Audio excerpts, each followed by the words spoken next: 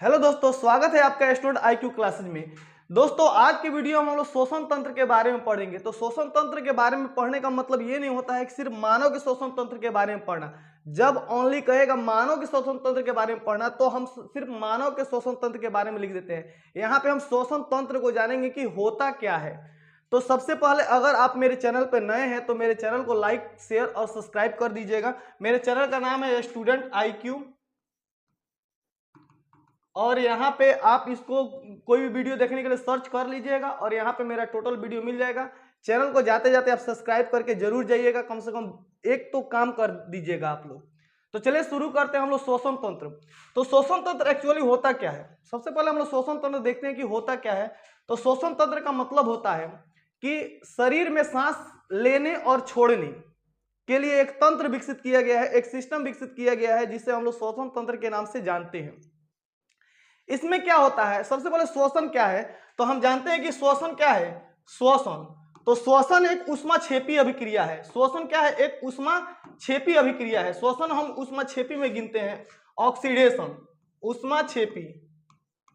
सबसे पहले श्वसन एक ऊष्माक्षेपी अभिक्रिया है, ये भी पढ़ना आप लोगों को, क्योंकि इसमें ग्लूकोज जो होता है यानी 6,6H12O6 जो है, ये ग्लूकोज जो है ऑक्सीजन से अभिक्रिया कर लेता है और ऑक्सीजन से अभिक्रिया करके कार्बन डाइऑक्साइड बनाता है, यानी 6 आपका क्या बनाता है तो 6CO2 और प्लस 6H2O यानी जल का निर्माण करता है। ठीक है ना। तो चूंकि यहाँ पे कार्बन डाइऑक्साइड निकलती है ना, ऊर्जा के रूप में कार्बन डाइऑक्साइड ऊष्मा के रूप में निकलती है और जल का निर्माण होता है और यहाँ पे प्लस में हमको एनर्जी भी मिलता है, इसीलिए इसे हम ऊष्माक्षेपी अभिक्रिया के नाम से भी जानते हैं। तो आपको इतना समझ में आ गया होगा कि श्वसन एक ऊष्माक्षेपी अभिक्रिया है। इससे शरीर को ऊष्मा हमें मिलती है यानी एनर्जी भी मिलती है। आप जानते हैं कि ग्लूकोज जब टूटता है, एक ग्लूकोज के टूटने से जो है ना 38 एटीपी ऊर्जा का निर्माण होता है, ये आगे हम बताएंगे। और क्रेब्स साइकिल क्या होता है, ये सभी चीजों के बारे में हम डिटेल में यहाँ पे चर्चा करेंगे। बहुत ही बेहतरीन वीडियो है, आप स्किप मत कीजिए, इसको देख के पूरा जाइए। तो चलिए हम शुरू करते हैं श्वसन के बारे में। श्वसन तंत्र यानी रिस्पांसरी सिस्टम के बारे में देखते हैं। तो हम जानते हैं रिस्पांसरी सिस्टम होता क्या है। तो जब ग्लूकोज यानी ग्लूकोज जब ऑक्सीजन से अभिक्रिया करता है तो कार्बन डाइऑक्साइड और क्या बनाता है, जल बनाता है और क्या देता है तो एनर्जी देता है। ठीक है ना। इसमें एक ग्लूकोज के टूटने पर 38 एटीपी ऊर्जा मिलती है, जिसमें से 2 एटीपी ऊर्जा खर्च हो जाती है और 36 एटीपी ऊर्जा हमें प्राप्त होती है। यह एक ऑक्सीडेशन रिएक्शन होता है और ऑक्सीडेशन रिएक्शन यानी शोषण को अगर पढ़े अगर हम शोषण का अध्ययन करते हैं तो शोषण दो प्रकार के में हम लोग इसको बांट सकते हैं। एक होता है अनॉक्सी शोषण और एक होता है ऑक्सी शोषण। तो अनॉक्सी नाम से ही स्पष्ट है यहाँ पे कि इसमें ऑक्सीजन की अनुपस्थिति होती है। अनऑक्सी मान ऑक्सीजन नहीं है यहाँ पे, तो अनॉक्सी शोषण में ऑक्सीजन नहीं होता है, यानी वैसा मतलब कि शोषण जिसमें ऑक्सीजन की उपस्थिति नहीं होती है उसे अनॉक्सी शोषण कहते हैं।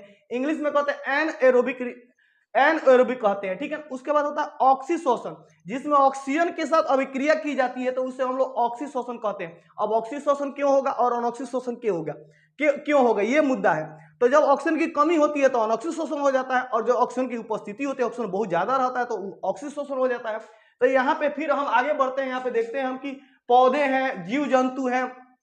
तो कभी कभी क्या होता है कि पौधों में जो होता है ऑक्सीजन की, ऐसे तो पौधे में ऑक्सी शोषण होता है, मनुष्य में भी ऑक्सी शोषण होता है, लेकिन कभी कभी पौधे में भी ऑक्सीजन की कमी हो जाती है और मनुष्य यानी जीवधारियों में भी ऑक्सीजन की कमी, ऑक्सीजन की अनुपस्थिति में क्या हो जाती है, अभिक्रिया हो जाती है, तो उसे हम लोग अनॉक्सी शोषण कहते हैं। तो यहाँ पे आप देख सकते हैं सामान्यतः पेड़ पौधे ऑक्सी शोषण करते हैं, लेकिन कभी कभी ऑक्सीजन की कमी के कारण अनॉक्सी शोषण भी करते हैं। राइट बात है, सामान्यतः पेड़ पौधे ऑक्सीजन शोषण करते हैं, लेकिन कभी कभी ऑक्सीजन की कमी के कारण अनॉक्सी शोषण भी करते हैं। तो अनॉक्सी शोषण के दौरान क्या होता है, ये सबसे इंपॉर्टेंट टॉपिक है आपका। सबसे इंपॉर्टेंट तो ये बनता है कि अनॉक्सी शोषण के दौरान होता क्या है, ये देखिए आप लोग। तो अनॉक्सी शोषण के दौरान ग्लूकोज जब टूटता है तो इथाइल एल्कोहल और कार्बन डाइऑक्साइड बनता है। ये पौधों की बात हम कर रहे हैं, किसकी बात कर रहे हैं, पौधों की बात कर रहे हैं कि जब ग्लूकोज टूटता है तो इथाइल अल्कोहल और कार्बन डाइऑक्साइड गैस निकलती है। इथाइल अल्कोहल का फॉर्मूला होता है C2H5 प्लस CO2 और मात्र यहाँ पे 2 एटीपी ऊर्जा देता है। कितना एटीपी ऊर्जा देता है, 2 एटीपी ऊर्जा देता है। इस बात को भी आपको याद रखना है। देखिए CO2 के कारण फोम या झाग बनता है। तो याद रखिएगा किसके कारण फोम या झाग पौधों में बनता है, तो कहिएगा CO2 के बाहर निकलने के कारण, CO2 के बाहर निकलने के कारण क्या होता है, फोम तथा झाग का निर्माण होता है। कुछ सूक्ष्मजीव और बैक्टीरिया भी अनोक्सी शोषण करते हैं आपके, कुछ सूक्ष्मजीव और बैक्टीरिया भी क्या करते हैं आपके, अनोक्सी शोषण करते हैं। तो ये पौधों की बातें हो गई, ये पेड़ पौधों की बातें हो गई, इस बात को भी आपको याद रखना है। यानी इसमें ग्लूकोज का एक अणु टूटेगा तो इथाइल एल्कोहल और कार्बन डाइऑक्साइड गैस देता है। इथाइल एल्कोहल का फॉर्मूला होता है C2H5OH, चूंकि एल्कोहल ग्रुप का है तो लास्ट में OH जुड़ा रहेगा। आगे देखिए, जीवों में भी अनोक्सी शोषण होता है। कब होता है, जब कभी कभी ऑक्सीजन की कमी हो जाती है। तो जीवों में जब कभी कभी ऑक्सीजन की कमी हो जाती है तो उस स्थिति में अनोक्सी शोषण हो जाता है। तो जब अनोक्सी शोषण होता है तो वह साइटोप्लाज्म में होता है। आप जानते हैं कि कोशिका के अंदर कोशिका द्रव होता है, ठीक है ना। तो अनोक्सी शोषण कहाँ पे होता है, तो साइटोप्लाज्म में होता है, यानी कोशिका द्रव में होता है। तो कोशिका के अंदर पाए जाने वाले द्रव को हम लोग कोशिका द्रव कहते हैं, वो हम लोग सेल चैप्टर में देख चुके हैं, ठीक है ना।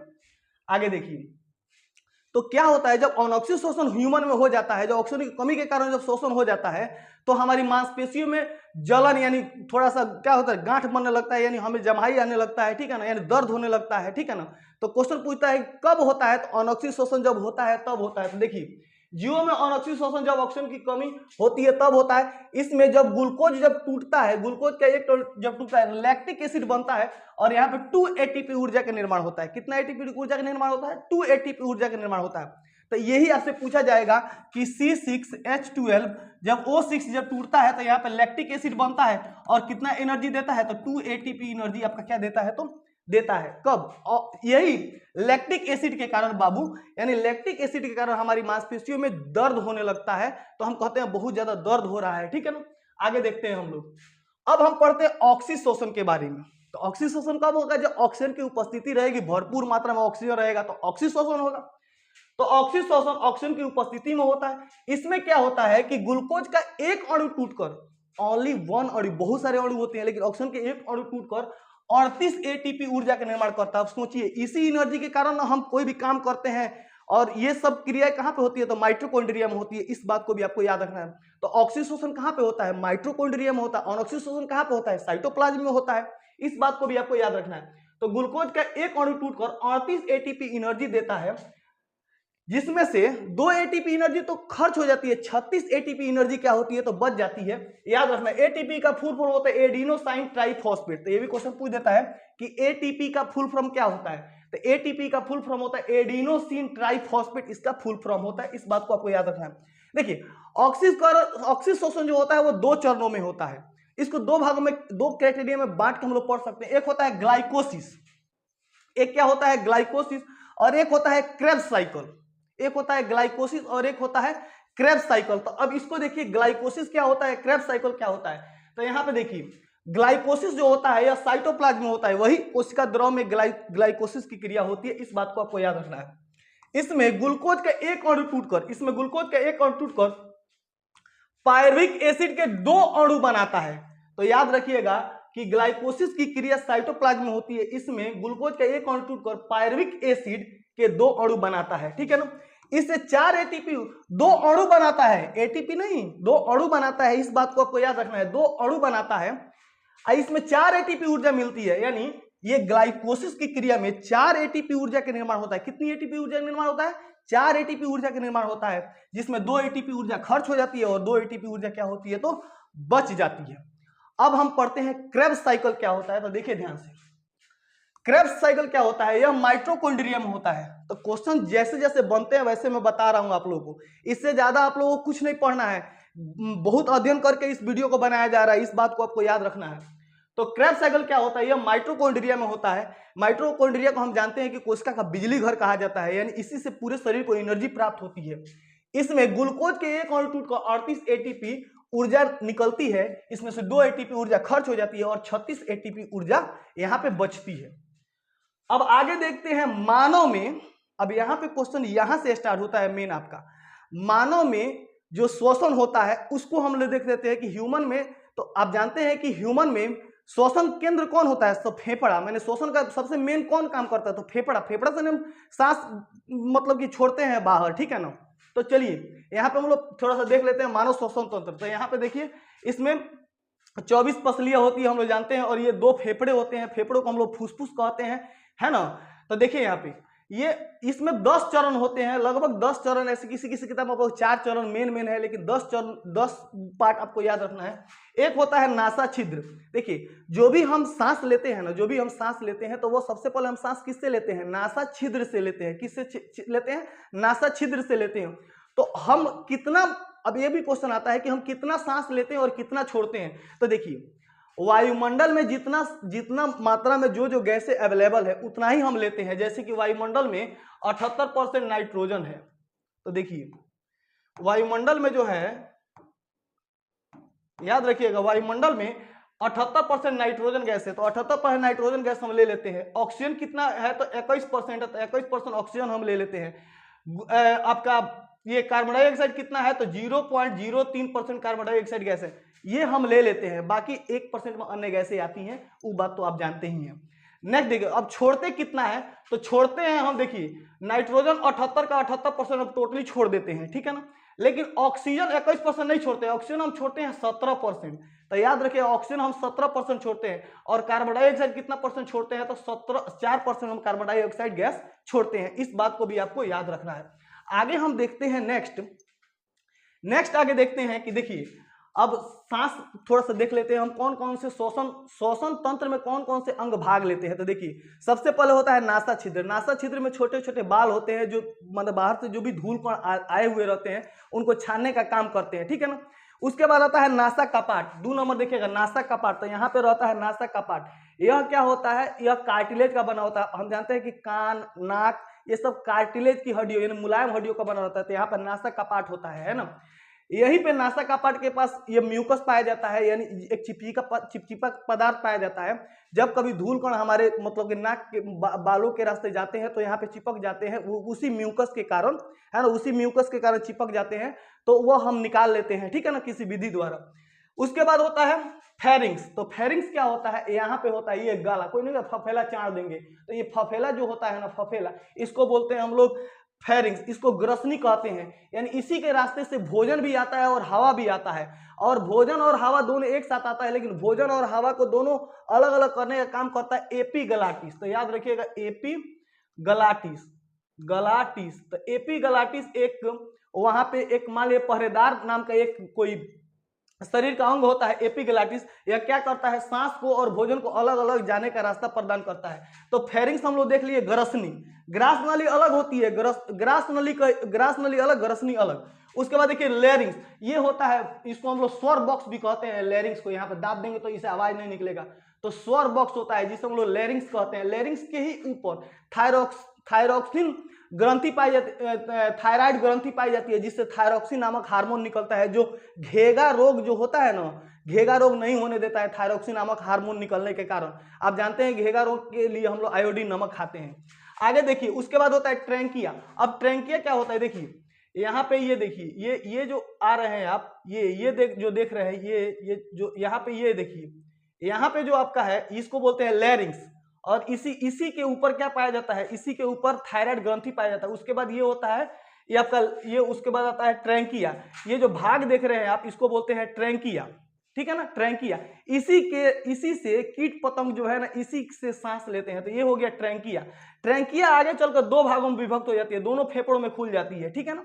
तो ट्रैंकिया जो लंबी चौड़ी नली होती है, वह आगे चलकर 2 भागों में खुल जाती है, ठीक है ना। उसे ही हम लोग कहते हैं ब्रोंक्यूअस। जब 2 भागों में खुलेगी तो इसे कहते हैं ब्रोंक्यूअस। तो ट्रैंकिया आगे चल के 2 भागों में खुल जाती है, इस बात को आपको याद रखना है। तो 2 भागों में जब खुलती है तो इसको कहते हैं ब्रोंक्यूअस, और यही ब्रोंक्यूअस बहुत सारे भागों में यहाँ पे खुल जाता है। देख लीजिए बहुत सारे भागों में खुल जाता है, इसे कहते हैं ब्रोंक्यूलाई, यानी बहुत सारे भागों में खुल जाता है, तो इसे कहते हैं ब्रोंक्यूलाइस, है ना, यानी बहुत सारे भाग यहाँ पे हो जाते हैं। उसके बाद क्या होता है? इससे, इस ब्रोंक्यूलाइस से बहुत छोटे छोटे यहाँ पे ये गुच्छ होते हैं, यहाँ पे बहुत छोटे छोटे गुच्छ, जिनको वायु कुपिकाएं कहा जाता है, जिनको वायु कुपिकाएं कहा जाता है। क्या कहा जाता है बाबू? वायु कुपिकाएं कहा जाता है। एक्चुअली में जो भी हम हवा यहाँ से लेते हैं ना, यही वायु कुपिकाओं में आकर भर जाता है, जिसके कारण फेफड़ा फूल जाता है, सांस हम अंदर ले लेते हैं, ठीक है ना। और यहाँ पे रहता है डायफ्राम।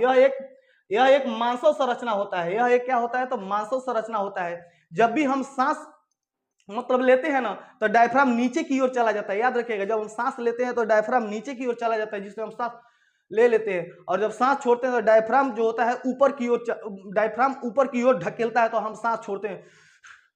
तो ऐसे ऊपर की ओर ढकेलता है डायफ्राम, तो क्या करता है, हम सांस बाहर की ओर क्या करते हैं, तो फेंक देते हैं। तो इस बात, जब हम सांस लेते हैं डायफ्राम नीचे चला जाता है, जब सांस को छोड़ने में डायफ्राम क्या करता है, तो मदद करता है। यह बहुत ही कारगर होता है, याद रखिएगा। तो यहाँ पे होता है डायफ्राम हमारा, और ये होता है वायु कुपिकाएं।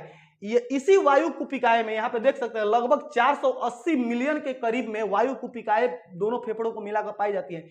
इन्हीं वायु कुपिकाओं के दीवारों पर जो होता है, इन्हीं वायु कुपिकाओं के दीवारों पर ब्लड वेसल पाए जाते हैं। क्या पाए जाते हैं, ब्लड वेसल पाए जाते हैं, ब्लड वेसल पाए जाते हैं जिनमें ब्लड रहते हैं, ठीक है ना, ब्लड वेसल रहते हैं। इन वायु कुपिकाओं की दीवार पर क्या रहते हैं, तो ब्लड वेसल रहते हैं। अब इन ब्लड वेसल का कार्य क्या है ये भी देखेंगे हम लोग। इसके पहले हम लोग देख लेते हैं कि ये फुसफुस होता है, इसको कहते हैं हम लोग पेल्यूरल, है ना, पेल्यूरल, है ना। और इन ये फुसफुस जो होता है वो दोहरी झिल्ली का बना होता है, आप जानते हैं।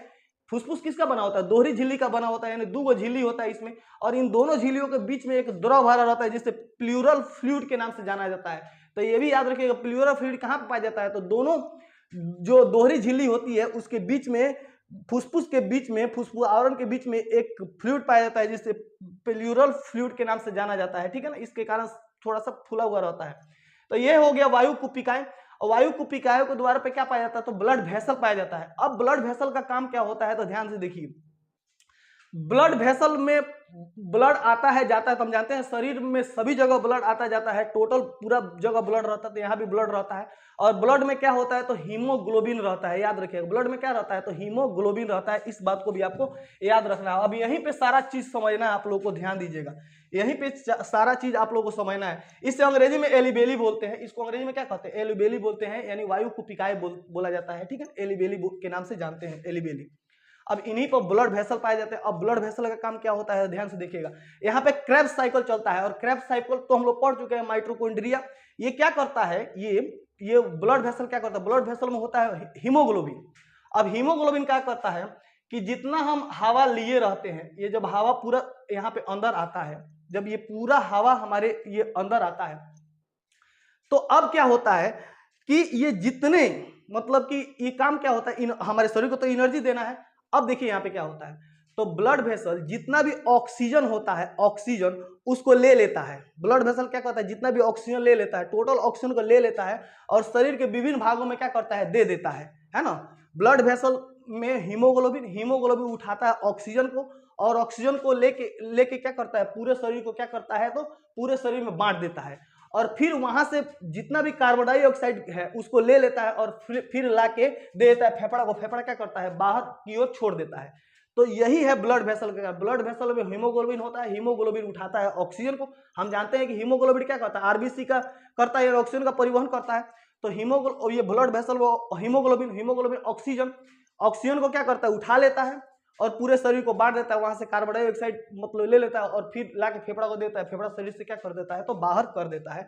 इस बात को आपको याद रखना। तो यहाँ पर ब्लड वेसल में हीमोग्लोबिन ऑक्सीजन को उठाता है, पूरे शरीर में भेज देता है, फिर वहां से कार्बन डाइऑक्साइड ले लेता है, फेफड़ा को देता है, फेफड़ा शरीर से बाहर कार्बन डाइऑक्साइड को क्या करता है, तो छोड़ देता है।